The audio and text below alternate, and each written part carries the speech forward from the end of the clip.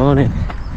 So it's only a few weeks now till Manchester. I actually wanted to defer it till next year, but I missed the deadline to do that. It was in February I had to do that. But today is going to be the longest run of the marathon camp. I say marathon camp, it's just been on and off, so today is going to be a little test to see how far I am off the goal of sub 3, because to do it in Manchester would be unbelievable, but in reality I'm probably not there yet, but it's a nice test. I've got all my things I'm going to wear for racing today. Compressed sports shorts, I've got my fuel, my gel. I actually have a gel belt because I just find when the gels are in like a belt, it's hard to get them out when you're running fast. So gel belts are very easy, you know where they are, you just pull them out and then you can get going. But my fuel, my water, my carb drinks are in the sides. I've got two times 250 flasks, 250 mils and a 125 mil in the back, and obviously I've got my phone and my GoPro, so it's a lot to carry, it's quite heavy, but this is why I do this sort of run with everything that you're going to wear to test to see if everything's okay. I think I'm going to wear these shoes, Adidas Pro 2s. I'd like the Adidas Pro 3s, but they're too expensive at the moment.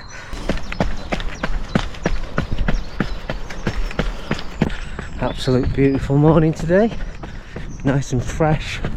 Be about 9 degrees later, just staying dry and sunny spells. So the first half of this run is just running sort of easy-ish, you know, not like super easy, but easy-ish. And then second half will be going into marathon pace. So yeah, changed a lot of fueling things during this sort of, I'd say, half camp of a marathon. It hasn't been the sort of mileage or the sessions I wanted to get in for this, but it's as good as it's going to get, as good as it's going to get. Yeah, so I've changed quite a bit with fueling actually. I'm actually taking a lot more fuel on my sessions, runs and things like that, and already I'm having a little problem with this belt around my shorts. It's falling down. Just readjust it. This is why you test everything. Not belt, yeah, gel belt, sorry. Just need to readjust it. Slipping down a little bit. Belt sorted. What was I saying? Yeah, about fueling. I'm just taking more fuel now on sessions, like mid through the week. Water, carb drinks, electrolytes, and more carbohydrate loading before big sessions, the day before rather than the day. So like yesterday, every single meal and snacks were sort of carbohydrate focused, and fuel as well. I used to just have water on training runs, but now I'm using sort of the carb drink with the electrolytes in, and basically just trying to get my body to be efficient at using it, so when it comes to the day and then you're suddenly really aggressive with the fueling, it's not too much of a shock. That's the aim of it. Basically do what I do in actual race day. I'm only going to take around maybe 500 to 650 ml of carb drink, and then take some fuel from the course itself. I've signed up to Amsterdam officially now, and that's going to be the backup.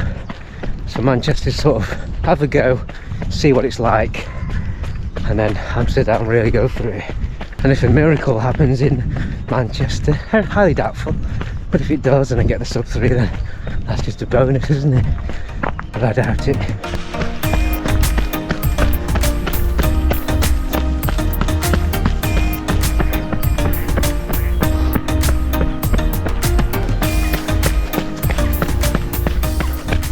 if you follow me on Strava, you've probably seen this route quite often.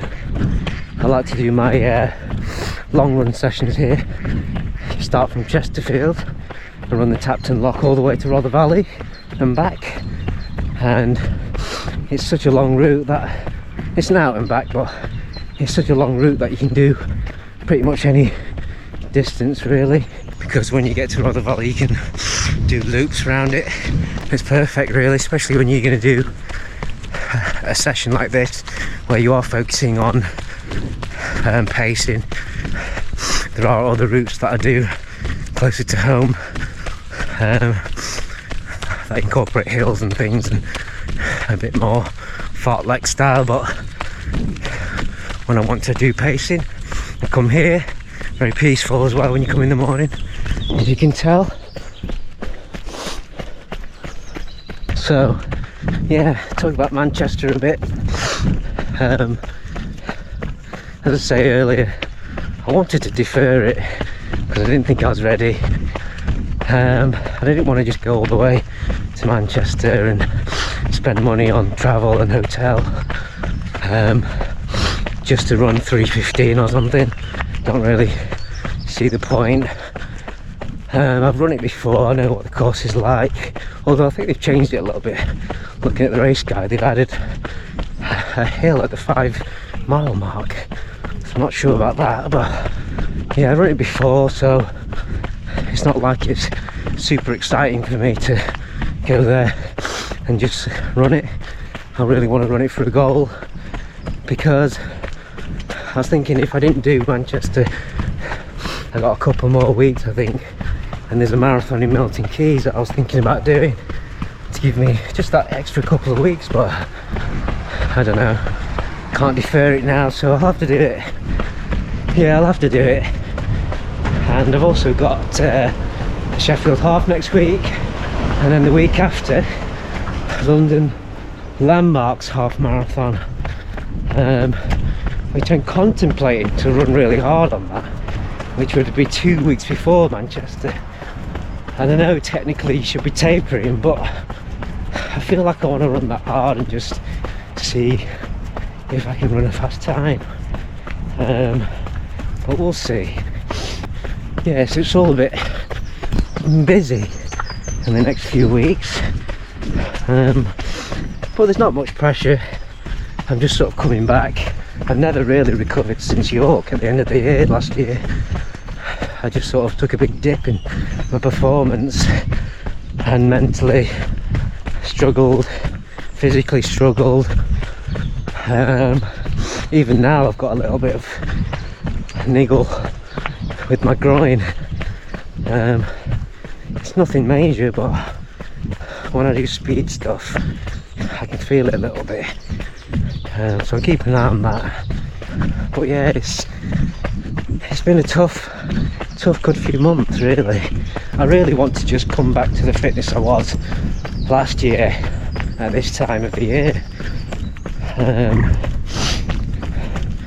because I was feeling my best ever, and I don't think I've got back to that.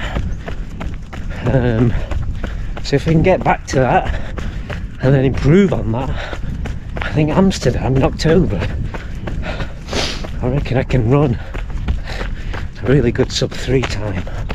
The path does get a bit dodgy when it's rained a few days before.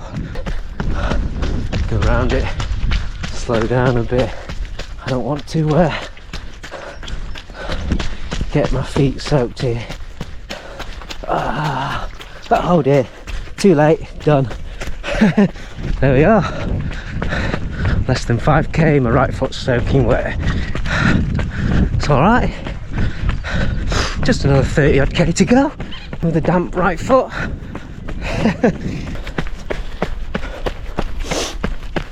5.1k now, average pace is like 5:10, and yeah, I feel alright. Feel a little bit tired, more tired than usual before a session like this, just because this week's been quite intense and lack of sleep. Had a big hill session on Tuesday, I think Tuesday, and that was really tough. hill reps, my least favourite session of any camp. And then I had a tempo session on Thursday, and then just an easy run yesterday. Bit of strength and conditioning at home between. Lack of sleep really, but I'm just running to feeling at the moment, just making sure I don't run too hard in the first bit. I'm really just trying to go quite chilled but not easy, if that makes sense, but just making sure the heart rate doesn't go too high. You don't want it to be going into the sort of area where you start working too hard too early, really.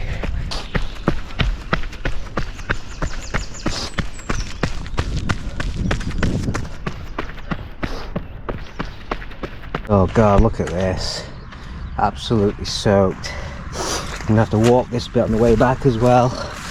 It's completely waterlogged here, so this will interrupt some of the marathon pace. Feet are wet.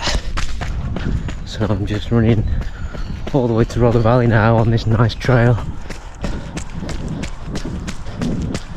and it's pretty much like just all straight, so really nice. I've just gone over 10k now, 10.1k. Average pace is around 5:16 at the moment. Heart rate's a little higher than I'd want, but I am running to effort and it doesn't feel crazy or anything, so sometimes you just go by effort.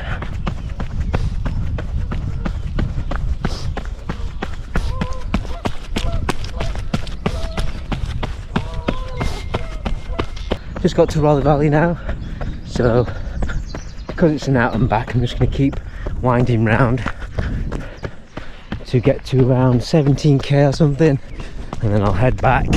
Average pace was about 5:15, 15k in, and yeah, it's going all right so far.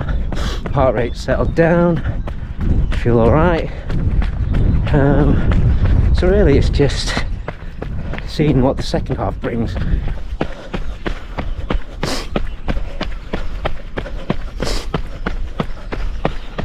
I'm going to turn round at 17.5 and then run the second half of the run faster, working up to marathon pace. Right, I'm going to do the U-turn, run the same route back, so it'll be around 35k, I think, getting back to the car, something like that.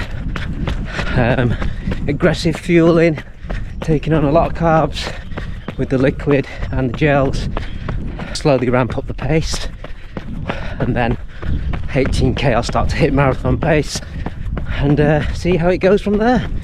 Just having to walk this part gives me a little break. Oh no, foot is completely soaked again.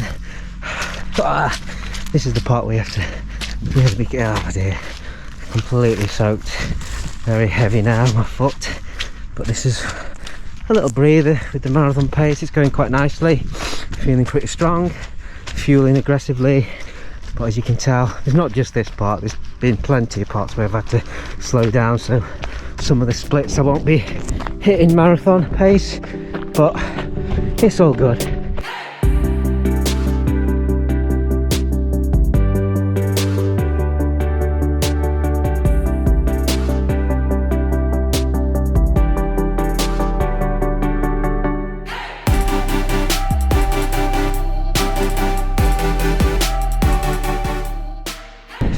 Mark, 5k to go, feel pretty good. I'm going to take a little bit of fuel now, see the last 5k. Average pace has dropped down to 4:51, and then sort of the lap pace is hitting marathon pace on the way back. Right, take some fuel, see you at the end. There you go, run is done. Really warm now, spring is on its way. 35k in total. First half easy, stroke sort of easy and easy moderate. Second half 17.5k. around marathon pace. Not all of the splits were there due to the insane amount of mud. My feet are soaking wet.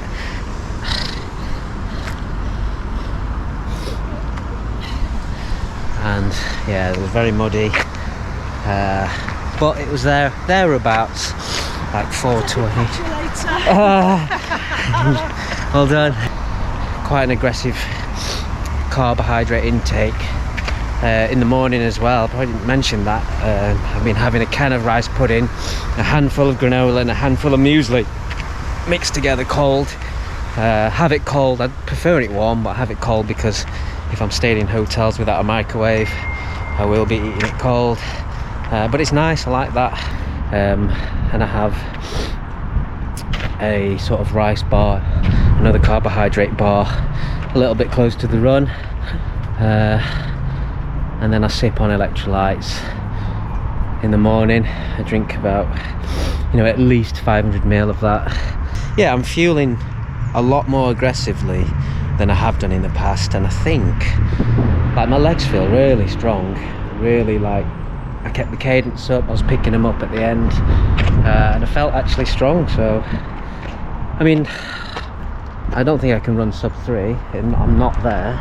Yeah, I'm pleasantly surprised how well I felt in that. But like I say, aggressive carb intake, that's something I've been doing since yesterday to prepare for this run.